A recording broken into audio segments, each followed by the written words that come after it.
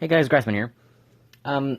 Today I'm going to show you a game that ended up with a lot of interesting things in it. There was a switch and zook, as well as I believe 2 or 3 forks.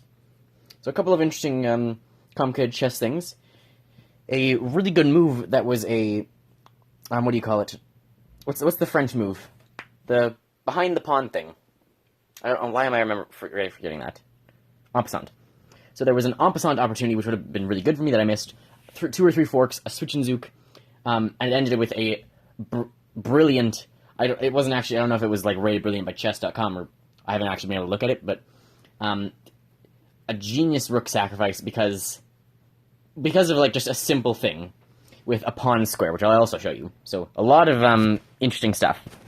So this game here, which that's kind of. Thanks, game. You kind of spoiled that for us. Let's go self-analysis, and let's just go move 1. So move 1, normal opening. He goes for the French defense, and the opening's normal. I take out the queen.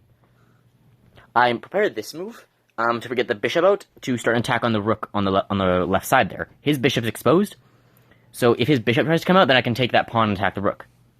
He moves his knight out immediately. I don't know why. I apologize. I don't know why the game's lagging so much. The moves are, like, really laggy. I don't know why that's happening, but oh well. I bring out my bishop anyway. That was the point. His knight did come to block it, but if that knight does move, and the bishop moves, it's something. I want to develop my bishop anyway. He moves his queen out, so that's, like, solidifying that area, so it's unlikely I'll actually be able to pierce through to his rook at any point. I bring my knight out the way that doesn't block the bishop. It does block the queen, though. He brings out a pawn. And things are going fairly normally. I don't remember. I think I developed this one so I can get the bishop out. Move the pawn so I can get that bishop out. He again blocks. Now I move the bishop up again. This is a free attack on the knight. It's guarded. Yeah, so this is just... It's guarded by the knight, so he can't take it with his queen. It's a free attack on his knight, and then he hops his knight to the other side. I realize here that if I advance the pawn, I lose my own bishop, and I have to move my rook then, or castle or something. I mean, if I castle, I lose the rook anyway. So there's then I have to move that rook and I have to castle the other way. So I don't want to move that pawn. So I just develop another bishop, attack his knight. I do kind of violate the principle of don't go for one attack moves. Where is that knight going? It's taking a free pawn. Then I find this move. The option was either between this one and g3, which is below the knight. So I had the option to, but either way, it was going to be a discovered attack on his knight. And so I figure, okay, I'll put mine in the middle of the board. He proceeds to attack it with a pawn. And I say, okay, I can't attack with the knight yet, I'll just take the bishop. He then proceeds to take with the knight, and I no longer have the attack on the knight. Meaning I'm now down like 2 points of material. Possibly more. So, okay, fine, screw it up, I'll castle. Now he's put his knight here, and the position's back to balanced. I'm about to have a check opportunity, but I'm also about to have something even better that I notice. So first off, I saw, okay, I have a check opportunity. Second, I saw, hey, wait a minute. If my queen goes here, I'm forking him, his king and his knight. I'm giving his king a check, and there's no way he can defend the knight at the same time as his king, unless he moves his knight to e5, in which case he still loses the knight. So that move even still loses the knight, and then if he can't move his bishop out because I'm now threatening g7. So it would be like this, and now if he tries to move out the bishop to block the king, which actually his options here are either move the king back and lose the ability to castle, queen trade, which actually isn't the best for me. Or what you might think the logical thing is, block the bishop, and then proceed to hang your knight. Which, this is really bad for him. And then this is actually another check he's going to have to again block. So, he just blocks the bishop, and I just take the knight. Free knight, okay, we're up, and I believe we're tied now. If we count it, there's 6 pawns to 6 pawns. Both have our queens. I have 2 knights and a bishop, he has 2 bishops and a knight, and we both have our rooks. So, material is even. I'm slightly up because I'm more developed. I have my rooks in a spot where they're ready to open, and he does that.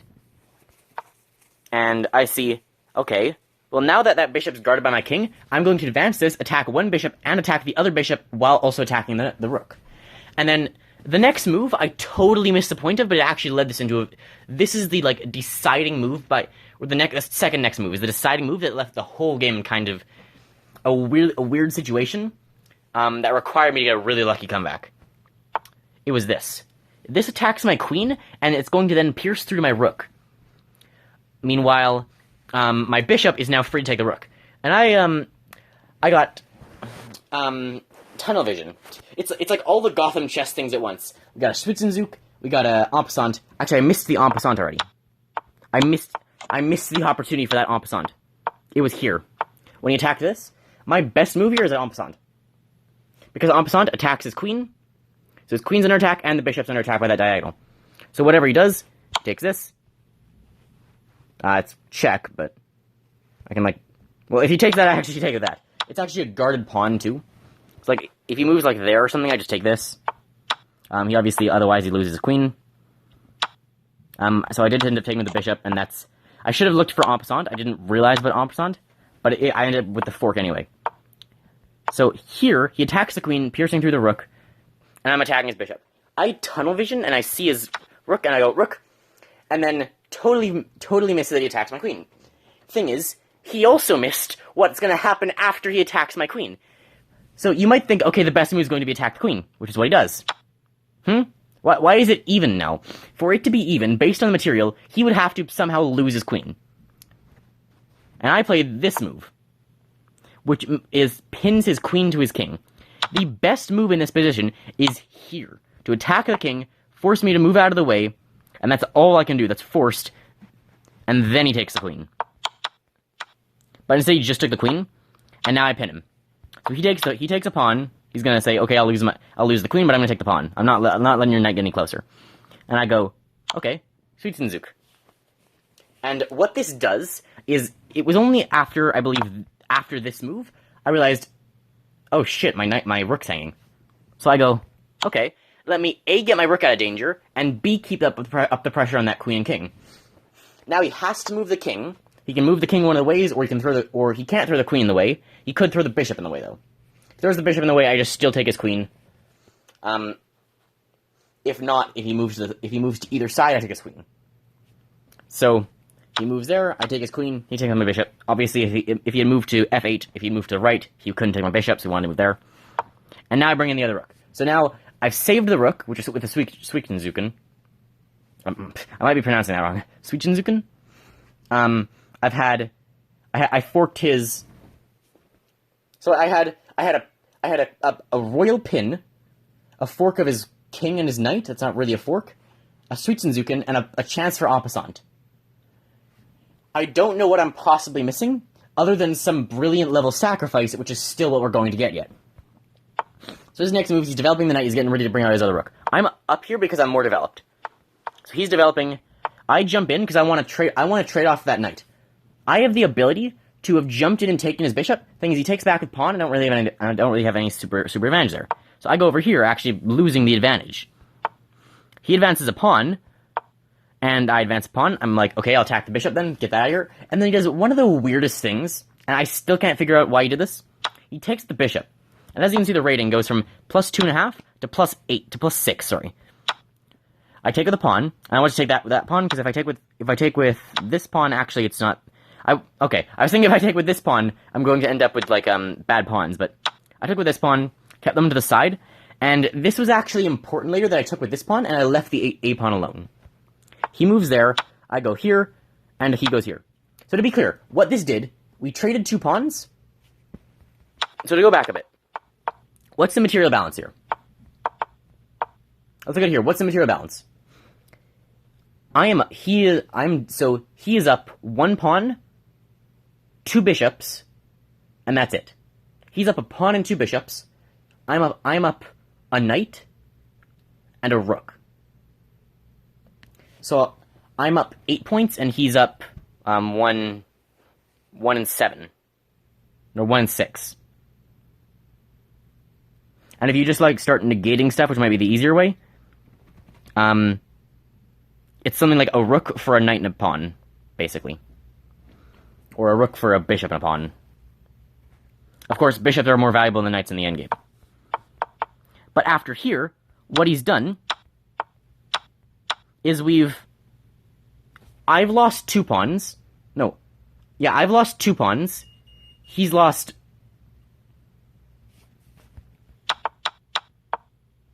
I've lost 2 pawns. He's lost 1 pawn and a bishop. So he's down another 2. He basically just hung his bishop. I didn't really do anything for him. And then he proceeds to lose another pawn, and also hanging a second fork.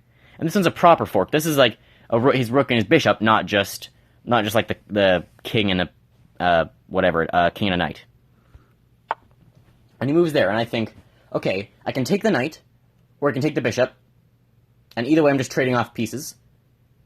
And I go, you know what, screw it, I'm just blatantly up right now, and if I take that I don't really want to let the bishop get away.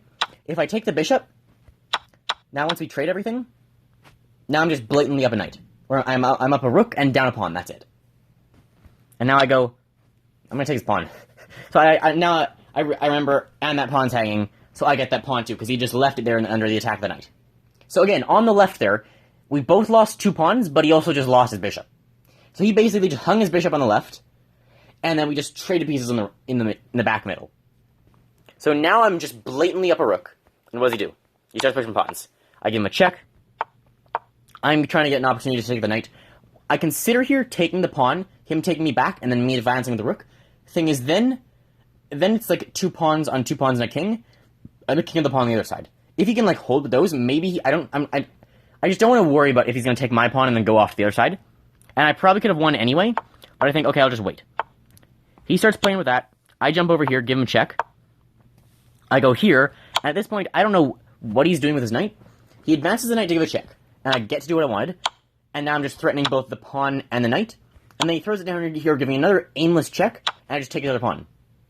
Now, the one thing this did do is allow him to go here and now threaten the rook. Of course, it's just a one-turn threaten, and he's just down a pawn now.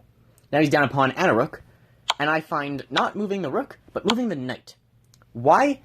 It once again forks his king and his knight. So this is twice now I've attacked the king, I've forked the king and something else, as well as one normal fork. And the point is, if he runs with the king, I just take his knight. If he takes the knight, we trade. And now here's the move you've all been waiting for. I figure, so I know something about this position, which is that it is as long as white can do 2 things, it's a guaranteed win for white. And that is A, get the king out of the way of the pawn, and B, so first off, ignore, the king can shoulder the other king. So first off, it's a win for other reasons. But even if the white king wasn't here, all the white has to do is, even if the white king couldn't shoulder, but was here, all the white has to do is not have the king in front of either pawn, and stop the enemy pawn. And so he advances like this. And even if he had moved his king, I may have done the same thing. And I sacrificed my rook, which as you can see, my advantage is currently 10.5, and he is still 10.5. This is one of the best moves. Why? Because he takes like that. And you may think, okay, why just sacrifice to the rook? Just bring over the king or something. I knew, guaranteed I win this position, so I don't need to do anything else. And you may think, why? Well, there's this thing with pawns called the square, which is that you count the amount of squares in front of it and then the amount of squares to the side. If you look at the H pawn, how many squares in front of it? 6. So imagine a box going 6 squares off to the left of the pawn. 1, 2, 3, 4, 5, 6. And then you draw squares. You draw all the way up to B8 and squared. So if the king is anywhere within there, it can stop the pawn. Same with the other pawn. And you may notice that, hey, those circles overlap, but they don't overlap the other pawns. Which means that, let's say the king were even closer. Let's say the king were over on, like, A3. Or even, like, B2. As soon as the king takes one pawn, the other pawn immediately advances, and it cannot be stopped. I'm, like, showing you theoretically what that looks like. Just, like, say I did something stupid like this. He takes the pawn. Here, here, here, here. I'm going to stall for a moment, just pretend the king wasn't there. Here, here, here, here, here. Not there. Here, and look, square, I win. I win that. So he can't win the race. So from here, he's now taken my rook. All I have to do is one simple move. King out of the way, and it's a guaranteed win. I can advance either pawn, I'm fine. And he advances this way, I can actually just straight up start moving the pawn up. And because I have the 2-move thing, the square is actually slightly smaller, it's weird, but I'm shrinking the square and advancing the pawn at the same time. Now he goes for that one, I don't have to worry about the other pawn. I advance this one up, and then I just go knight's distance. He moves there, I move here. There, there. I just stay at knight's distance. Here he went there, and I couldn't move where the king was, so I just moved the king down. And here again, he could have, like, moved diagonally, but he didn't. So now it's just knight's distance all the way. And now I just lock him in that 2x2 box, bring over my king, he moves there, and checkmate. And so, again, to recap, this game had a Switzenzuken, a chance for en passant, a fork, 2 forks of a king and something, a pin of the queen to the king, and a rook sacrifice, a rook for a pawn in the end sacrifice. That seemingly makes no sense until you look at the pawn squares. If this game didn't include everything Gotham, as well as me over focusing on a rook, and there was one other mistake I made. Not watching where the knight goes. So making a one mover and not watching where the knight goes twice, maybe. And getting tunnel vision, attacking a rook, blatantly hanging my queen. So if this doesn't display everything Gotham's taught me about in one game, I don't know what does. But yeah, hope you guys enjoyed. I think this is the best chess game I've ever had, just because of, again, the amount of things that happen. Like, normal-ish opening, and again, just to go through everything one more time, one mover that I don't pay attention to, a chance for en passant that I miss, and then not looking where the piece is going to go a second time, a fork between king and something else. Again, I don't know if that's called a fork. Tunnel vision. A pin between queen and king. A Switzenzuken.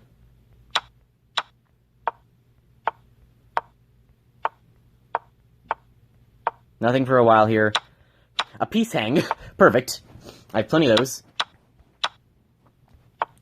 A normal fork.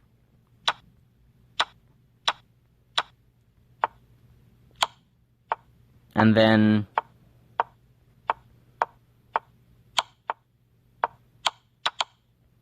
some weird knight moves, and another fork between the king and a piece before an amazing rook sacrifice. Hope you guys enjoyed, and I'll see you next time. Bye, guys.